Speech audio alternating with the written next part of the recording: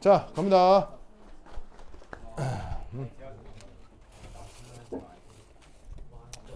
그 저번 주에 했던 거부터 해서 그거 속도론 꼭 보시고요. 알겠죠? 그리고 이번에 전기화학도 나오죠? 네, 전기화학은 우리가 그거 강의를 예전에 많이 했었단 말이에요. 그 부분 내가 다시 정리해가지고 올려놓은 거 봤죠? 그래서 복습할 수 있도록 다시 링크 정리해서 올려놨으니까 꼭 공부하세요. 그거는 강의 안 해요. 알겠죠? 할 게 너무 많기 때문에 그건 강의하지 않습니다. 꼭 복습하세요. 알겠죠?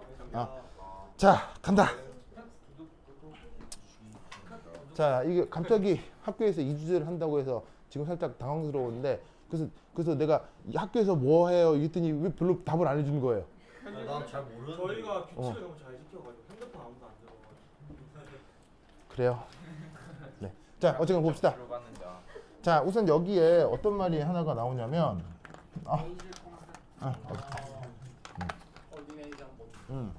여기 이제 그 코디네이션이라고 하는 게 있거든요. 여기 이제 코디네이션 본딩이라고 해서 우리말로는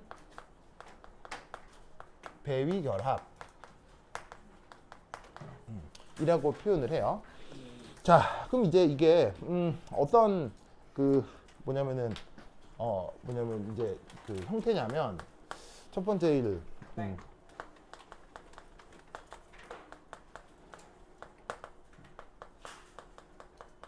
자, 보통 뭐라고 쓰냐면 필기만 쭉 하세요. 필기만 쭉 하세요. 나중에 지금 프린트하니까 교재다 다 드릴 거예요. 자, 보통 M이라고 쓰고요. 요 이제 M 얘가 이제 누구냐면 보통 전이 금속이에요.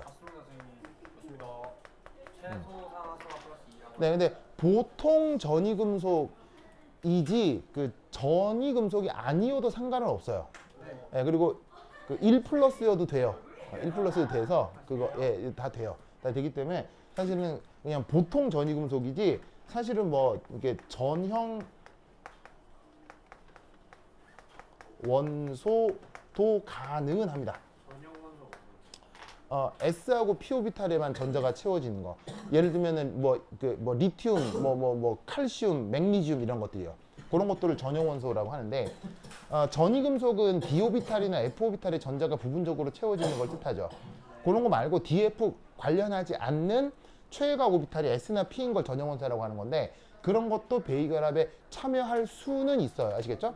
다만 요 전이 금속이 훨씬 결합을 강력하게 해서 보통 전이 금속이라고 하는 거예요. 아시겠죠?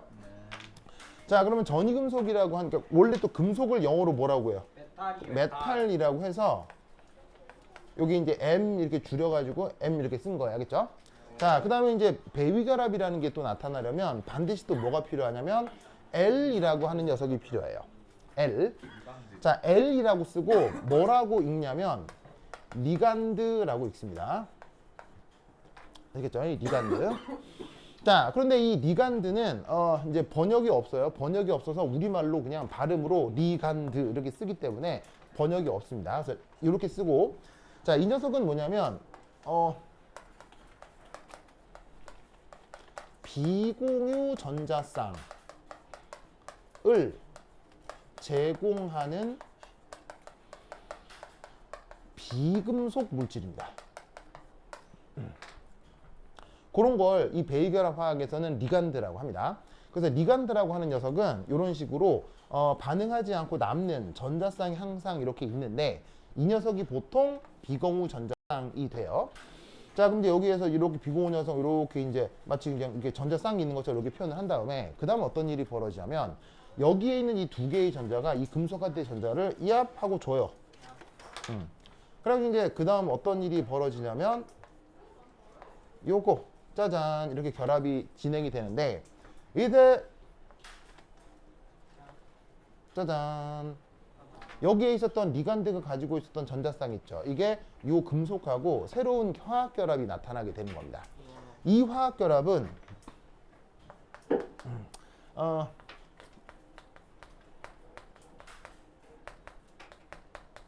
이온 결합성이 포함된 공유 결합의 일종이에요.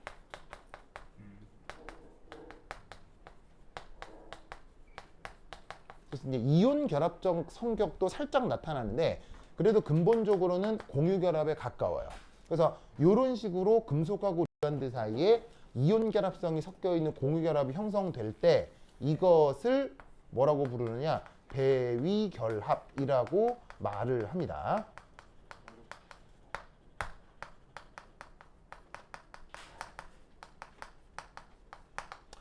자, 배위 결합, 영어 표현으로는 코디네이션 본딩이라고 하는데 왜 이렇게 이제 독특한 표현을 쓰냐면 이게 보통 공유결합이 나타나면 어떤 일이 벌어지느냐? 공유결합을 하는 가장 간단한 분자가 누구예요? 바로 이제 수소 분자라고 할 수 있죠. 뭐 걔를 예로 들면 자, 원래 수소는 최외각 전자가 몇 개 있어요? 한 개요. 전자가 하나가 있죠. 네. 그리고 이제 또 전자가 하나가 있는데 얘가 나중에 수소 분자를 이루어 이런 식의 공유결합을 이룬다라고 하면 전자를 서로 어떻게 제공하느냐? 너도 하나 내고 나도 하나 내는 거예요. 그렇죠. 그래서 너도 하나 가지고 와라, 나도 하나 가지고 와라 해서 이렇게 공유결합을 형성하거든요. 그런데 이제 이 금속하고 리간드 사이에 일어난 이 배위결합도 사실 속성상은 해놓고 나면 걔네들을 분석을 다 하면 그냥 공유결합이에요. 거의 공유결합에 아주 가까워요. 그런데 그 공유결합을 하는 방식이 너 하나 주고 나 하나 주고 이게 아니고 하나는 가만히 있는데 반대쪽에서 두 개를 한꺼번에 주는 거예요. 그래서 그래 내 걸로 다 같이 살아가자 해서 만들어지는 공유결합이라는 뜻으로 이름을 달리 배위결합이라고 말을 붙이는 거예요. 뭔 뜻인지 아시겠죠? 알겠죠? 그래서 이제 이런 식의 표현을 쓸 거고 이때 이제 앞으로 어떤 말을 쓰냐면 이런 식의 공유결합 공유결합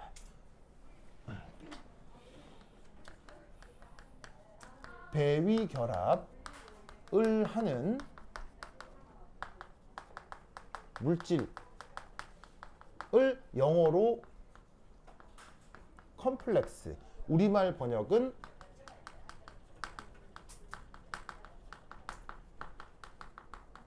착화물이라고 합니다. 착화물이라고 해요. 뭔 말인지 아시겠죠? 그렇죠? 네, 착화물이라고 해요. 자, 사실 착화물은 매우 의역이 된 거고요. 원래 단어가 컴플렉스예요. 근데 사실 여러분 영어에서 컴플렉스라는 단어의 원래 뜻이 뭐예요? 복잡한 현상이. 원래 뜻이 뭐냐면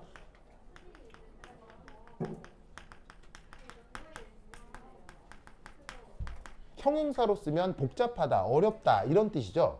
그럼 왜 난데없이 이런 표현이 이렇게 화학에서 사용되었냐면 이 배위결합 화합물은 기본적으로 옥텟을 전혀 만족하지 않습니다. 자, 옥텟이라는 거 알죠? 루이스 구조 그릴 때 옥텟 맞추어 루이스 구조 그리잖아요. 그러면 여러분 옥텟이라고 하는 건 사실은 그 구조를 설명하는 아주 기가 막힌 방법이죠. 이렇게 막 양자역학을 쓸 필요도 없고 그냥 전자 8개를 맞춰서 분자의 형성이나 아니면 구조 이런 것들을 설명할 수 있기 때문에 굉장히 화학에서는 편리한 방법이에요. 그런데 그 편리한 방법을 만족하지 않는다. 그리고 그 편리한 방법으로 설명할 수 없다. 그러면 이런 고전화학으로는 설명될 수 없는 녀석이기 때문에 19세기 말 화학자들에게는 아주 어려운 주제였던 거예요. 그래서 이 컴플렉스, 이 착화물을 설명하려면 양자역학적인 설명 방법이 필요한데 19세기에는 양자역학이 없었기 때문에 이런 녀석의 존재만 알려지고 연구가 안 됐던 거예요. 그래서 19세기 화학자들 입장에선 이런 녀석들에 대해서 모르고 어려워, 복잡해, 어려워 하다가 이름이 복잡한 것이 된 거예요. 이게 무슨 말이야? 어렵다 뭐야 이거 뭐야 어렵다 하다가 이름이 어려운 것이 된 거예요. 그래서 이제 그거를 우리말로 이런 식으로 착화물이라고 이렇게 의역을 일본식 의역을 한 거예요. 무슨 말인지 알겠죠? 그래서 이제 원래 이름이 이제 이렇게 온 것이다. 자, 그럼 이제 이것에 대해서 자 이제 알아야 될 거. 자, 여기 보시면 금속이 어떤 금속이어야 해요? 전이금속이면 보통 된다고 했죠. 다른 금속도 되지만 기본적으로 전이금속이 유명하기 때문에 자 여기서는 뭐냐면 가장 유명한 4주기 전이금속을 한번 살펴볼 거예요. 자, 그러면 4주기 전이금속 전자배치. 자, 어떻게 되느냐. 여러분 외우실란가 모르겠는데 21번 원소 이름 뭐예요? 하나. 스칸디움. 오, 그렇죠. 스캔디움. 22번. 타이타늄. 23번. 바나디움. 24번. 크로미움. 25번. 망가니즈.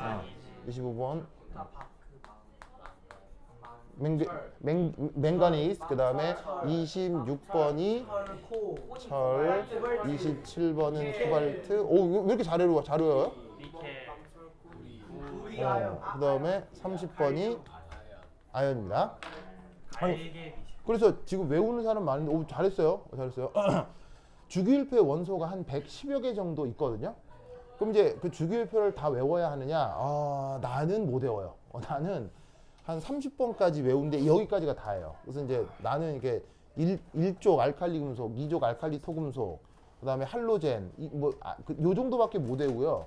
나머지 그 다음에 꼭 외우는 게 요 30번까지, 21번에 30번까지, 요까지밖에 못 외우거든요. 그래서 주기율표를 다 외울 필요가 있느냐라고 묻는다면 나는 아니라고 얘기해요. 그냥 30번까지만 기억을 해도 화학과에서 박사학위 받는 데까지 아무런 문제가 없어요. 근데 이제 다만 그 몇몇 선생님들 같은 경우는 주기율표 전체를 외우라고 하시는 선생님들도 있어서 뭐 그런 선생님 만나면 뭐 짤없이 외우긴 해야 되지만 내가 볼 때는 여기까지만 외우면 돼요. 근데 이 말은 여기까지만 외워야 한다는 얘기는 여기까지는 반드시 외워야 한다는 얘기예요. 알겠죠? 특히나 얘는 번호 순서가 아주 중요해요. 21번부터 해서 1, 2, 3, 4에서 30번까지 이 10개를 무슨 수를 쓰건 꼭 외우세요.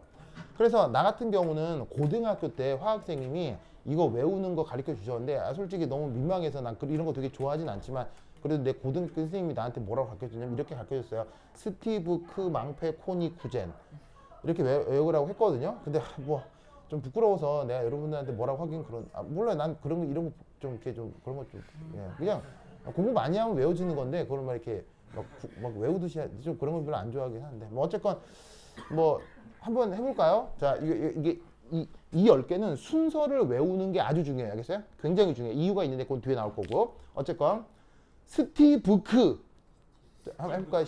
부끄럽지만 한 번만 해봐요. 자, 스티브크 망페 코니쿠젠 이 정도만 하면 이름이 거의 날 거예요. 근데 이제 내가 방금 말씀드린 방법 외에도 여러분들이 하고 싶은 방법대로 하셔도 상관없어요. 알겠죠? 어쨌건 10개만 외우시면 돼. 알겠지? 자, 그럼 얘네들 전자배치가 어떻게 되느냐? 우선 18개의 전자배치는 누구랑 똑같다? 알곤이랑 똑같습니다.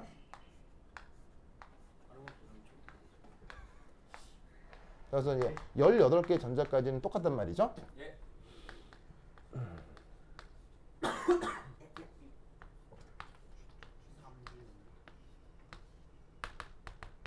오케이. 자, 그럼 이제 21번이니까 원래 전자가 몇 개 있는 거예요? 21번이니까 원래 총 전자는 21개잖아요. 근데 18개까지는 이거랑 똑같으니까 요거 말고 나머지 몇 개에 대해서만 생각해 주면 되는 거예요. 나머지 3개에 대해서만 더 생각해 주면 되는 거예요. 알겠죠? 이때 착화한 물을 공부를 할 때는 전자 배치를 이렇게 생각하면 편해요.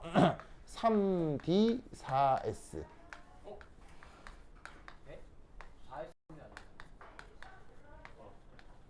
이게 편한 것 같아. 먼저 사라지죠. 그러니까 그렇지. 근데 왜 그런지 모르겠어. 왜 4S가 먼저 떨어졌나? 이거 n 플러스 L 값이 에너지는 제가 뭐 n 플러스 L 값 똑같잖아. 자, 오비탈 그 다음 전자 배치는 3D4S로 표시하면 편리하고 3D4S로 표시하는 게 맞아요. 맞습니다. 그래서요? 맞아요. 이렇게 표시하는 게 맞아요. 그래서 지금 교재가 다 없어서 여러분들한테 보여드리면 그래서 이제 NBS라고 하는 곳이 있거든요. 뭐 줄임말이냐면 내셔널 뭐라고요? 브루 지역이 부루 맞나? 야, 이 철자가 애매한데. 내셔널 부루 오브 스탠다드. 부루가 뭐예요? 기초가 예, 뭐냐면 국립 표준 청. 그 FBI가 뭐 줄임말이에요? Federal Bureau of Investigation이거든요. 그래서 이제 Federal이 연방 수사청. 그걸 FBI라고 해서 B는 관청 이름을 영어로 Bureau라고 하는 거예요. 아시겠죠? 예, 근데 이제 이 철자가 내 지금 오랜만에 써서 만지 모르겠는데 하여튼 그럼 이게 무슨 말이냐면 국립표준청. 그럼 당연히 여기서 국립은 어느 나라 국립이겠어요? 미국 우리나라는 아니겠죠? 거기 국립표준청에 들어가면 국립표준청의 전자배치가 이렇게 돼 있어요. 3D 4S라고 돼 있어요. 아시겠죠? 예, 국립표준 틀린 거예요. 그러니까요. 예, 틀린 거예요. 틀린 건데 예, 틀린 거예요. 틀린 건데 미국의 경우 국립표준청에 이렇게 돼 있어요. 알겠어요? 그리고 어디도 이렇게 돼 있냐면 옥스토비 책에도 이렇게 돼 있고 그다음에 내 이거까지 들어요. 그리고 또 어디도 이렇게 돼 있냐면 말이 생각이 안 나냐. 애킨스라고 하는 사람이 지은 물리화학 책에도 이렇게 돼 있고요. 그다음에 휴이라고 하는 사람이 지은 무기화학 책에도 이렇게 돼 있어요. 그런데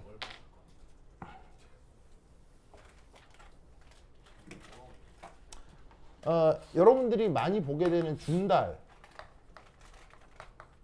준달이라는 책하고 그 다음에 화학이 아니라 화학교육학. 그러니까 화학과 화학교육학은 같은 거예요, 다른 거예요? 매우 다른 겁니다. 그러니까 나는 서울대 서울대 디파트먼트 내추럴 사이언스에 나온 거고요.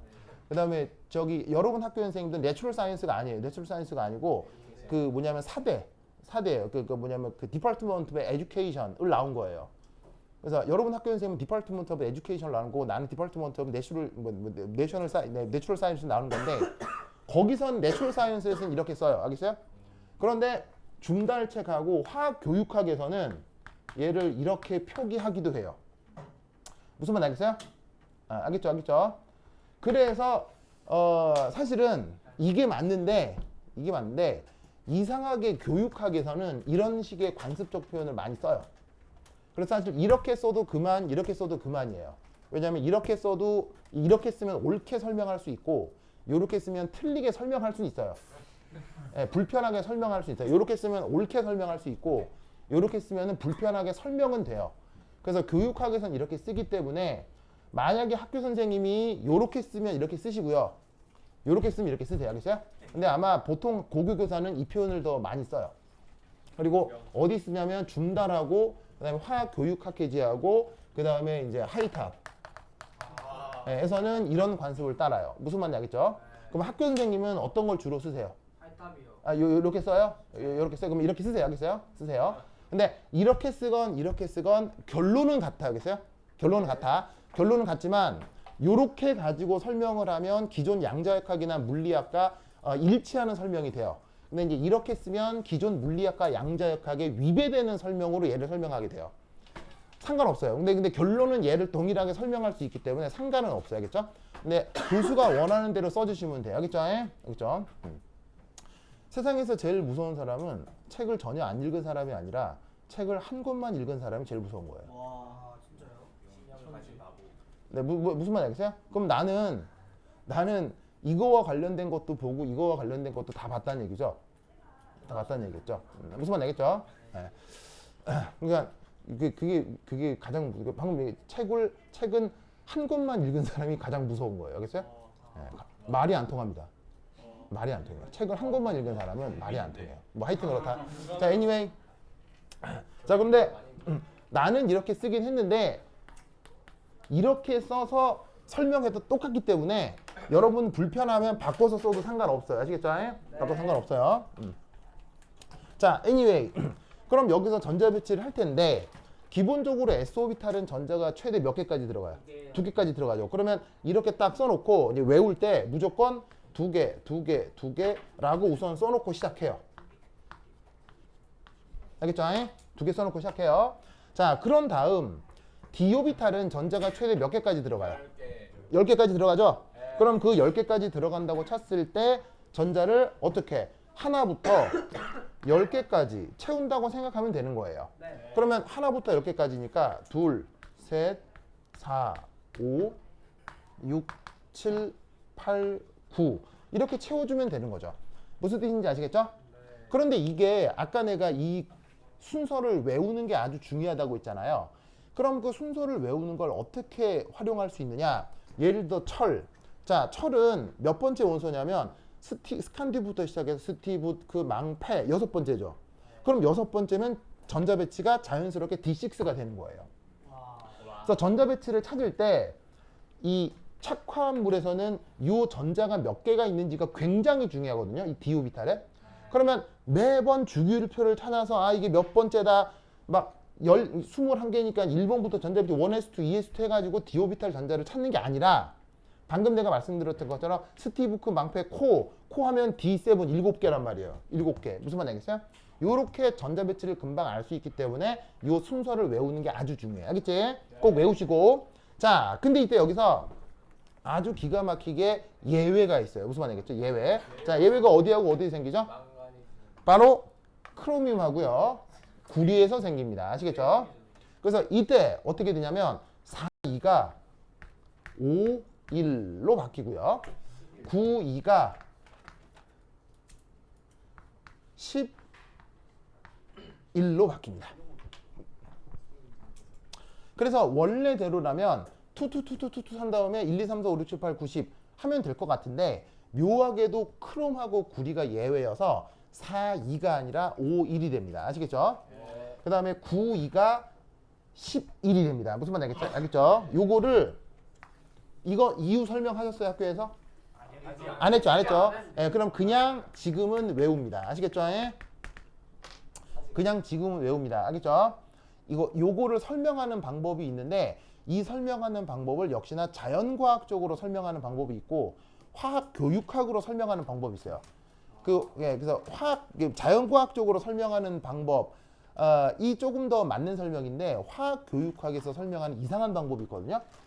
하나도 안 중요한데 여러분 학교 선생님들이 매우 좋아하세요. 그래서 그 여러분 선생님들이 만약에 그걸 하면 그때 그걸 설명을 드릴 거고요. 아직 안 했을 테니까 지금 이걸 외워놓도록 합시다. 알겠죠? 자, 근데 이때 오젠본